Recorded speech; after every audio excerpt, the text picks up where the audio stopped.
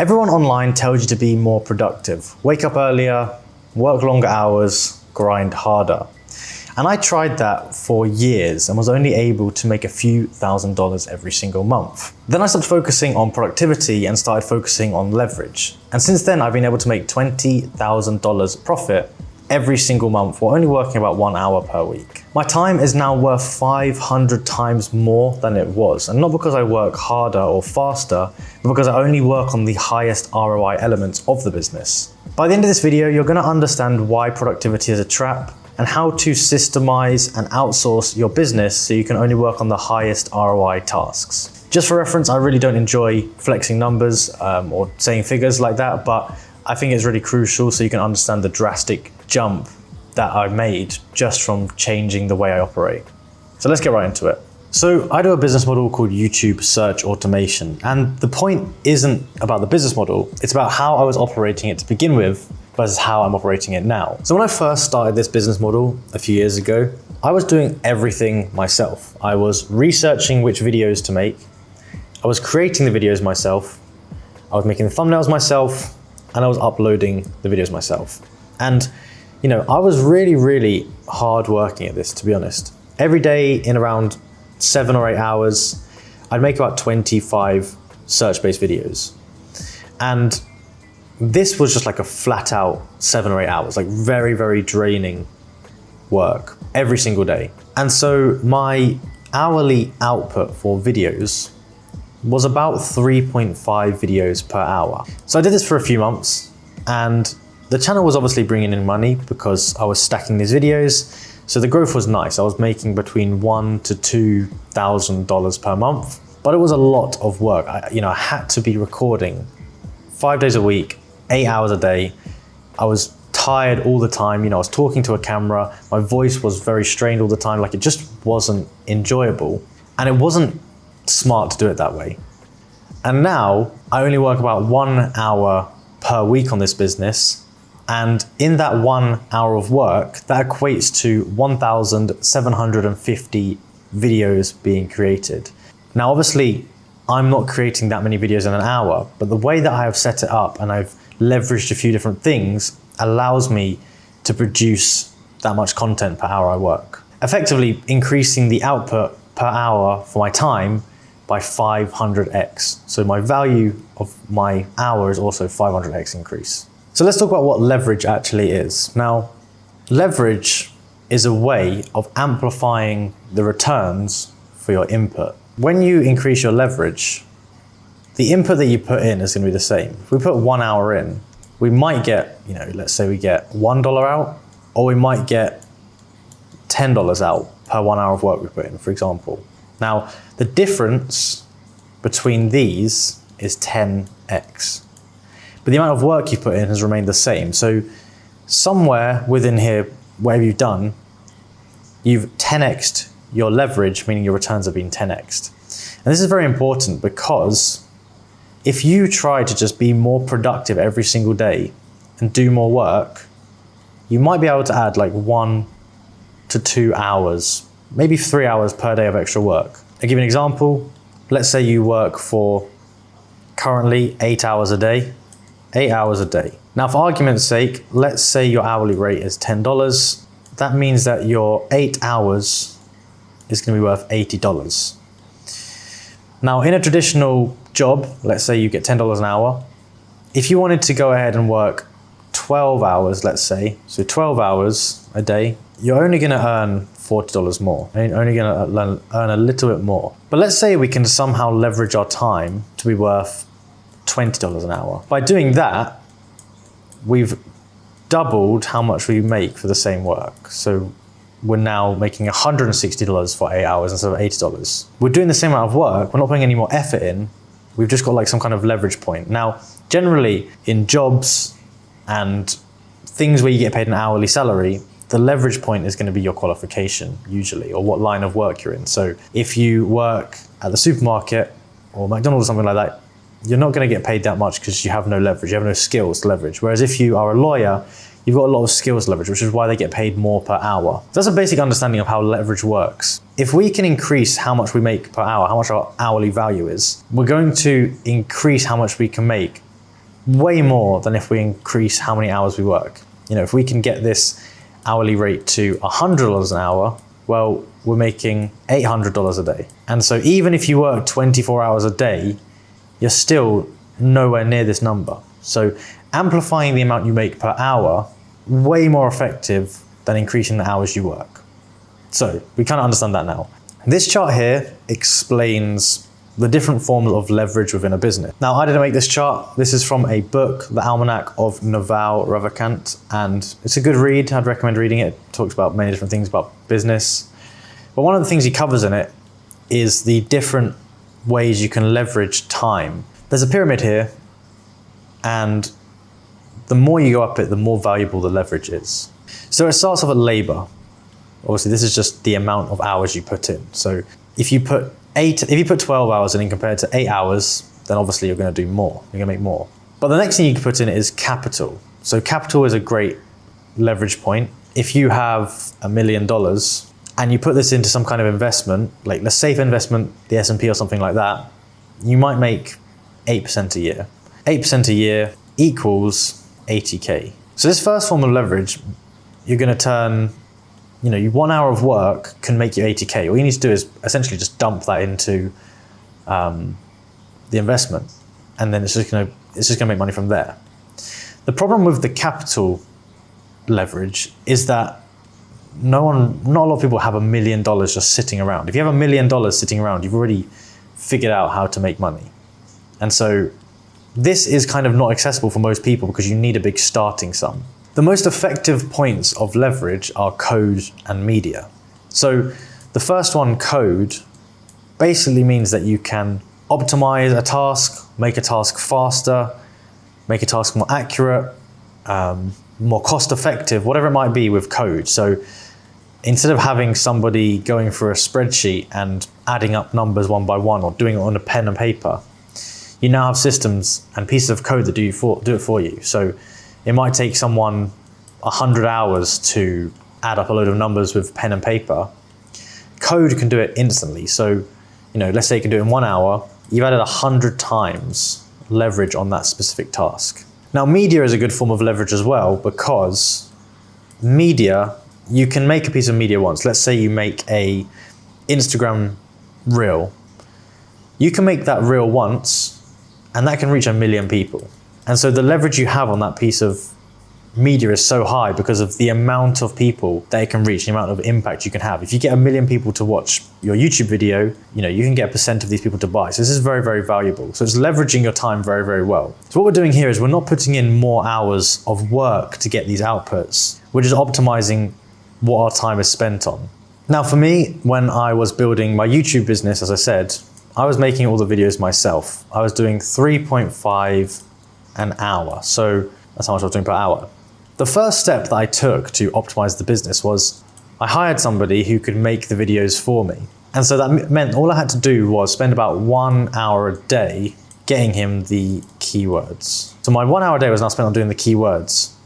And then he was able to make 25 videos per day. So that already increased my hourly rate by so much, because instead of having to spend 7 or 8 hours to make 25 videos, it basically took me 1 hour to get those 25 videos done. So already this means that my time is 7.5 times more effective, or a 750% increase. Now for people, like if you put it in financial terms, that now means that if I was making $10 an hour, it now meant I'm making $75 per hour, which is a crazy increase, right? Now this was great. This meant that my business was only taking me about 1 hour to run per day. So I'd already saved myself a load of hours per day, but the problem I was having now was that the revenue wasn't increasing, just the amount of hours I was working was decreasing. And so to go ahead and increase the output, I needed to go ahead and get more employees. And this is where just having an employee system kind of crumbled. I faced a few problems. So problem number one, there was no employees, or there was very few employees who were able to do this work for an affordable cost. So I was paying this guy about $7.50 per hour to make these videos because it required him to have good English. Now, he was in the Philippines. We had to have like reasonably good English. The work was very tiring. Obviously, I've said like you have to be speaking all day long. And so $7.50 an hour was what he wanted. And for me to go ahead and increase the output and have, 2 people, that's going to basically double my hourly costs. And so if I wanted to 10x it, that would be $75 an hour. So that's problem number one, is it's expensive to find people who are willing to do it. Second thing is people burn out very easy. So this job is very hard to do long term because there's a lot of talking involved. So there's not many people who wanted to do this job. The next one was if I wanted to 10x the amount of videos I was doing, I would have to 10x the amount of keywords I was outputting. So now my 1 hour a day was going to be 10 hours spending time looking for keywords. So the next issue was keywords. This was another bottleneck. So expensive, employee burnout, and keywords. These were the 3 bottlenecks for me scaling this business. So the first one that we went and optimized was the expensive part. First we thought, what if we can get an employee for $3 an hour to do this instead of 7.5? To do that, we have to build out a system that's easier for someone to follow, so it's not straining. And so this is kind of 2 birds with 1 stone sort of thing. If we can make a system where it's easy for them to do it, it means that it's going to be more cost effective because we can hire people who are cheaper, and it means they're less likely to get burnt out because they're not doing this strenuous task all day. And so this is where we built our production tool. When we first made this tool, we gave it the nickname MonkeyGen. And the reason we said this was because when we built it, we wanted to design it so easy that literally a monkey would be able to use this tool and be able to make videos very easily. And what that meant was there shouldn't be any complexity to it. There shouldn't be any having to figure anything out. There shouldn't have to be anything strenuous. It should be so easy that literally anybody can do it. And so we built this production tool.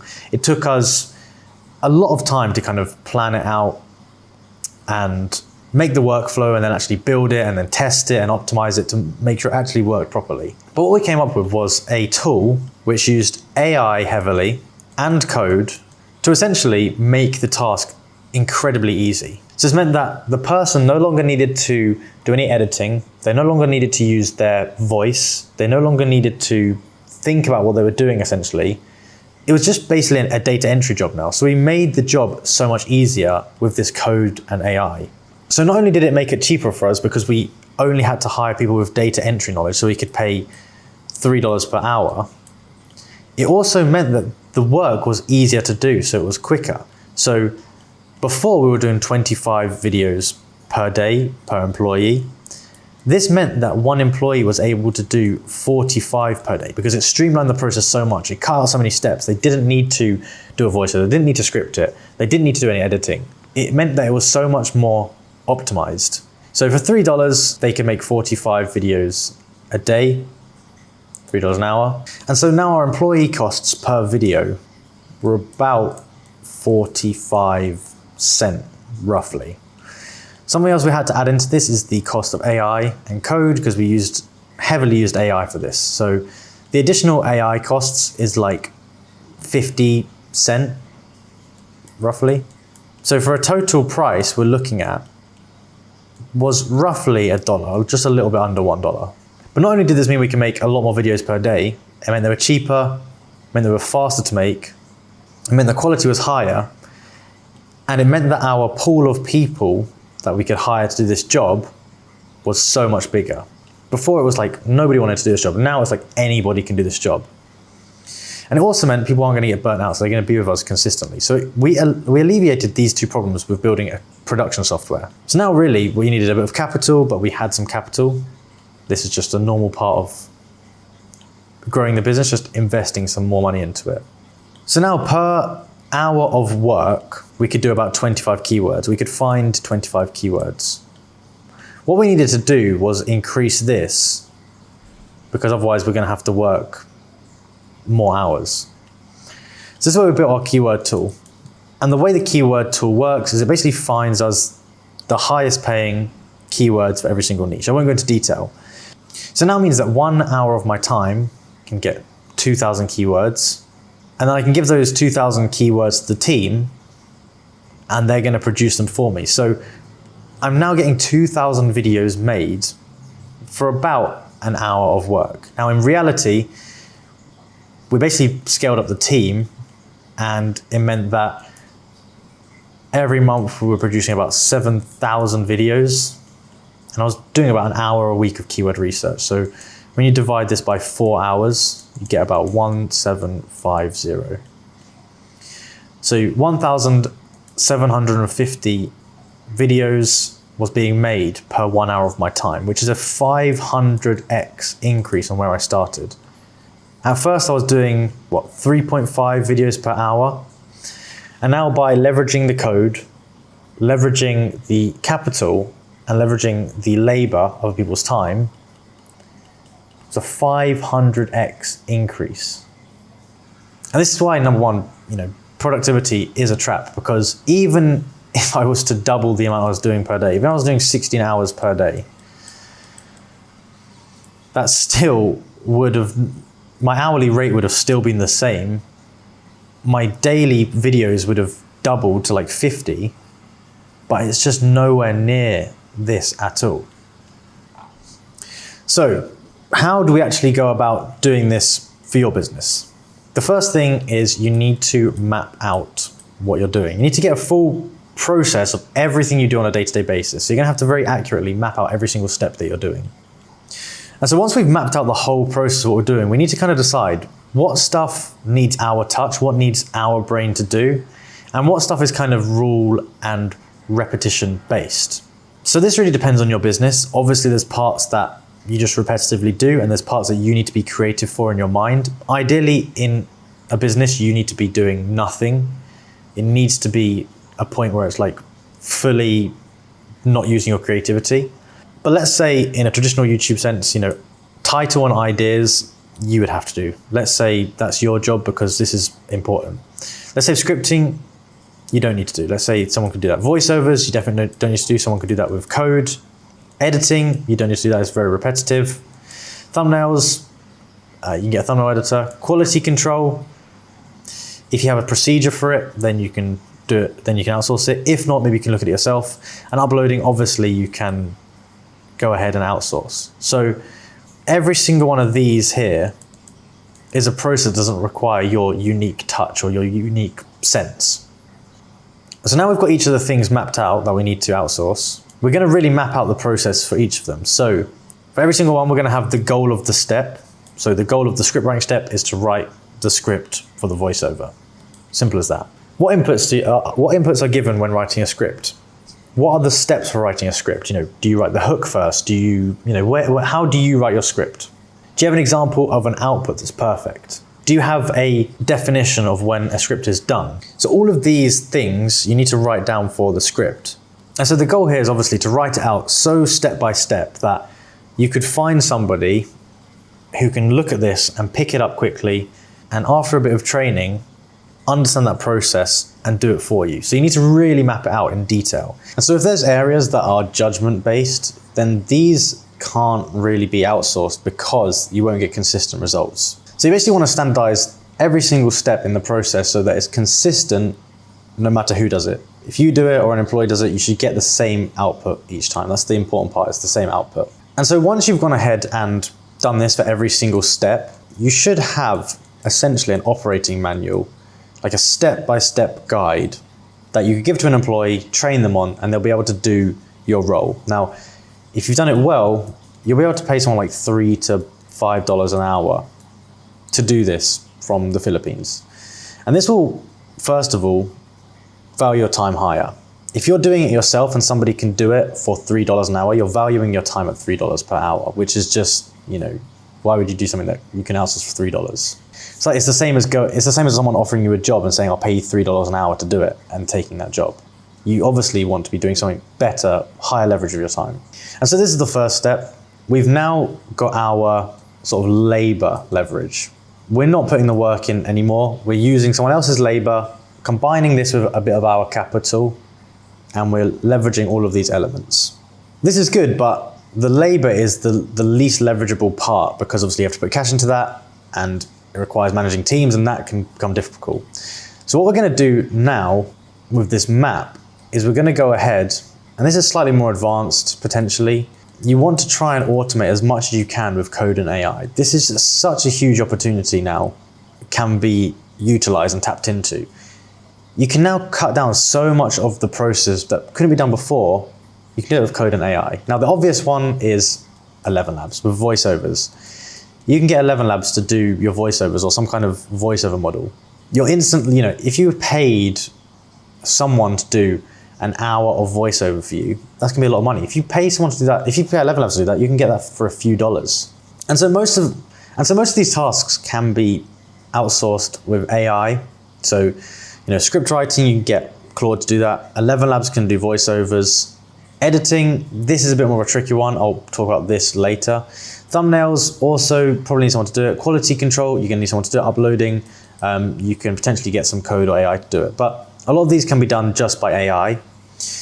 And so we're just gonna offload that to AI where we can and build a process that implements that. So instead of, the guy reading the script out, you just send the script to 11 Labs and you just get someone to do that. The same as instead of someone writing the script and figuring out the hook and figuring out the structure, you build out that structure and you send that structure to Claude or whatever it might be.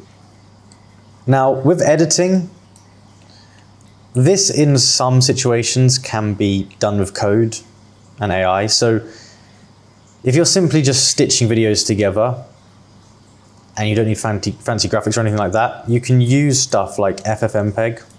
FFmpeg basically is a Python library, and it allows you to automatically edit videos with code rather than having to use Premiere Pro or something. So if you have a standardized approach, instead of having to drag the video into the timeline, chop it up, or drag all the videos, combine them together and export them, you can set up a code. So let's say you have a folder, you put all of the videos in the folder and it will automatically edit them together.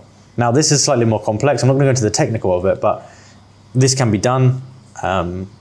This is what we do with our editing now. We don't use any editing software, we use FFmpeg. We have it so all the videos get put into a set place and standardized so that it goes into FFmpeg and it can get edited with code. It doesn't need brain, it just does code. And so once you've optimized the whole process, like you've figured which parts can be done with code, which parts can be done with AI, you now have a process map which requires a lot less human steps. You're still going to need a human to operate it, but it's going to be a lot quicker. So instead of having to spend hours writing the script, they just have to send the script to 11 Labs. And so let's say you save yourself like 10 hours of script writing. You send it to Claude, you save 10 hours of script writing. Let's say the voiceover would take 2 hours. You've saved yourself 2 hours here. So, already for this process of one video, you've saved yourself 12 hours. And so instead of having to get a person to do it all, you've now got like a human plus code / AI hybrid. And this really is where you're going to get a lot of value, because a lot of processes don't need to be done all by a human. And on the flip side, there's a lot of processes that can't just be done with AI. There's parts like quality checking, just parts that need a human to oversee it. So when you combine human with the code / AI aspect, you're going to get really, really optimized workflows that are going to be cost effective, they're going to be efficient, and they're going to be a lot easier to manage than having 100 people doing it. And so once you've built out this loop, you just have to test it. You have to either get yourself to do it, and that's what you have to do to begin with, get yourself to do it and test out the process, then get an employee on it and try them to, get them to do it. And what you'll notice is at scale, you'll run into issues. You'll run into like, oh, this isn't optimized, or this takes too long, or like I'm wasting my time on this. And we had this for sure.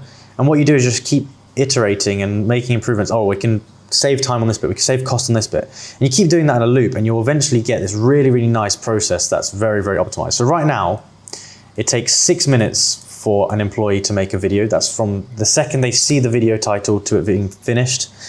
It costs about a $1 per video for us.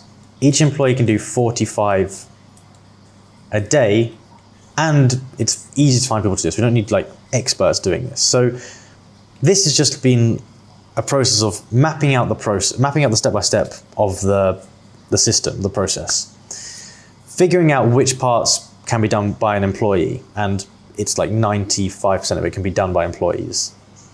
Figuring out which bits can be optimized or done by AI, which bits can be optimized by code, which bits can't, and then building a workflow and a map around that. And by doing this, this is how you're going to optimize your time. This is how you're going to get yourself real leverage. And so now I just want to quickly show you like the way I do it every single week now for the work I do. So for my YouTube channels, I'll figure out what keyword we're going to be doing for that week, month, whatever it is. So the example here, let's say we're going to be doing Shopify videos. I type Shopify into here. Now we've got like a production tool, just because we have other people using it as well. Inside this keyword tool, it has more than 20 million keywords, which is why we offer it as like a people who also do the same business model can use it. So here, this gives me all of the keywords. And at this point, all I need to do is just select the ones that I want. Now, usually we just do a lot of them. We do majority of them because ultimately we're going to make money with them. Yeah, I won't go into too much detail here, but it's easy just for me to go ahead and select all of them and build a list like that. That's the first thing. So I've gone ahead, I've typed Shopify. This has, Shopify has 20,000 keywords on here. So I could, if I wanted to make all of them, I can just select that, copy, and there we go, 20,000 keywords. The next step I do is I go to our dashboard. So we've also built a custom dashboard for this for helping manage everything. And so I built a keyword tool for this. And so I built a keyword dashboard for this. This dashboard's really good. I can find, let's say, this batch of keywords for Canon Pixma. So we actually have a channel that does printer tutorials, which is, yeah. So you can see all the tutorials here. And what we can do is we can just select them, and you can select all of them, all 500 of these. I can go to assignment mode, assign selected, and I can pick an employee from this drop-down list and assign them to them. So the person we had doing this was Fred. And so the way that we set this keyword tool up for the employee is that they get their list of keywords here, and then they've got the ability to change the status. So let's say they've done the keywords, they can go ahead and they can assign a marker to it. So they can, if they finished it, they can press done. If the keyword's too hard, they can press too hard. Like if it's really like very difficult, they can press too hard. If it's too broad, meaning that it's not very specific tutorial, if it's something like, how to buy a Mac, it's like kind of too broad in a sense to be a good keyword for us, then they can type in too broad. If it's a duplicate, something they've done before, they can select duplicate. And basically this allows us to easily track all of the keywords. They can also go ahead and add a note here. So if they had an issue why they couldn't do it, they're just going to leave a note like, oh, this doesn't make sense or something. There's a lot of keywords that like often don't make sense or aren't legit, stuff like that like slip through the cracks. So they can just put a little note there. So it's easy for us to track what's happening. And so this was an essential part for us. We had to build a dashboard where we could assign the keywords, and also a dashboard where the employees could see the keywords and they could kind of mark the status. And we used Google Sheets originally, but it kind of became a real big mess to kind of do that, and this just helped with us doing that. And so yeah, we have built it out in a way so that I can just find the keywords, I can go send it to them in bulk, they can go ahead and make them in bulk and easily write any issues or anything, and feedback to a manager or whatever. And then they can use the production tool that we've got to make the videos for $1 per, make them very easily. And that's really like the story in a way of how I went from making 3.5 videos per hour I worked on this business to doing 17.50 or whatever it was, an hour per hour I worked on the business. And this really is a key to leveling up, to be honest. If you're currently stuck in a cycle where you feel like you have to work more, there's probably a lot of tasks you can outsource. And although at first it will feel scary, it'll be like you're spending more money and you're spending money, and so it means your profit is going to be less because you're spending money on this. It means that you're going to be able to keep building and doing higher leverage tasks. And over time, I promise you, when you're doing high leverage tasks, you'll just make more. That's just how it works. So yeah, for us, it meant that the video costs were cheaper. We could get more videos done. The videos were higher quality, and I could spend more time overlooking the business and figuring out ways to improve rather than being inside the business. And I think this is a key lesson for any business model that someone's in. Try to systemize and outsource as much as you can and work on the high ROI tasks. I hope you found this video useful. If you did, be sure to like and subscribe. It's just a pretty technical video, really. I think it does apply to like every business model. If you have any questions about it, feel free to leave them down below. If you want me to kind of go into detail on any more of the things I spoke about, let me know. And yeah, down below we have a Telegram. In the Telegram, we talk about YouTube search automation specifically, but we also try and give you value like this about how to actually build businesses and the ways you think about it. Thank you for watching. See you in the Telegram, and I'll see you in the next one.